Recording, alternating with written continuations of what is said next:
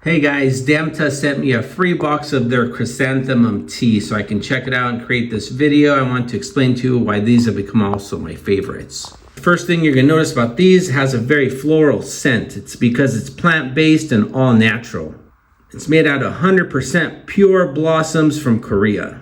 It's also a non-GMO, which is very important. Now putting it in some hot water here, this is where you're gonna notice the color come out. And the nice thing about this tea, it's naturally caffeine-free, so you can enjoy it at any time of the day. Now, as far as the taste, it's got a very smooth and floral flavor. You can really taste a burst of those flower blossoms. So it's very gentle, relaxing, and soothing. You can enjoy it at any time of the day because it has no caffeine, and I would definitely recommend this for anyone who wants a unique and interesting tea to enjoy by yourself or share with friends.